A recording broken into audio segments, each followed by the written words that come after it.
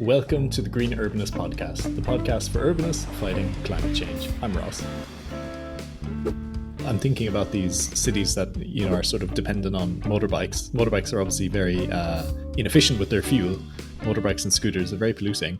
Do you think electric bikes, electric scooters will play a role in at least reducing the emissions from those? But I've taken a lot of interest in electric motorbikes in Cambodia.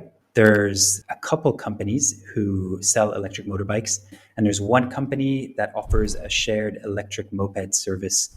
They're called GoTo. It's a Singaporean company that is using Phnom Penh as a test city. Phnom Penh has quite relaxed regulations, or I wouldn't say relaxed regulations, just a lack of regulations, which makes it a really good host environment for testing these mobility concepts that could otherwise be very hard to introduce and test in different cities. So this service is really perfectly suited for Cambodia. And for your understanding of how it works, here's a little extract from a video I produced for GoTo.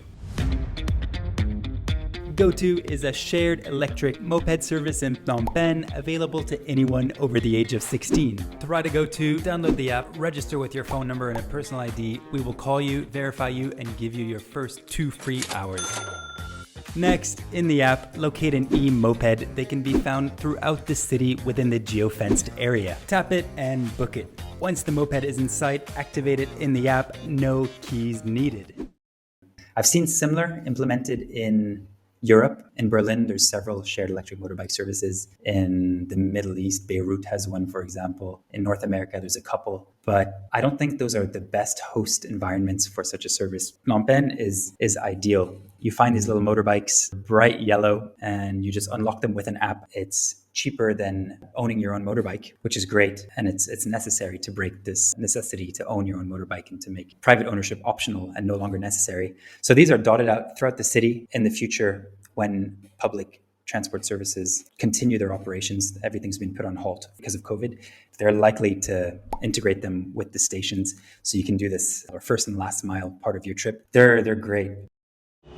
Noise pollution is a burden to my daily life and the daily life of many people in Phnom Penh. And mopeds with these little, almost like lawnmower engines, are much noisier than cars. Yes. So it's deafening. I've made a video on these shared electric mopeds, but the first scene, we're filming at one of the busier roundabouts.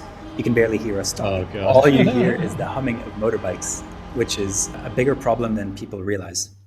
Well, it has health implications. It's like air pollution. It causes physiological stress, as well as mental health issues. So I think that's something that will... Oh, absolutely. Alongside air quality, noise quality, or acoustic quality, I think will start to emerge as a more serious well-being concern as well in cities. I do hope so. Something that concerns me is that a lot of electric car and electric bike manufacturers put speakers in their cars because people are, of course, we're used to noisy vehicles and we listen for them when we're crossing the street. And so often if you have an electric car, it's totally silent. There's a greater risk of accidents with pedestrians crossing because they don't think a car is there. We might create...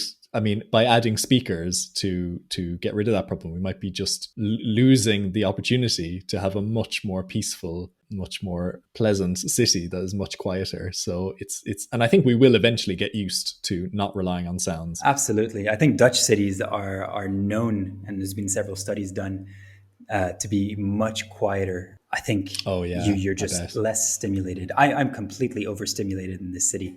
It's not good for my mental health, I'm sure, or not necessarily mental health, but general focus. If I cycle to my office when it was open, I would cycle 11 kilometers through the city.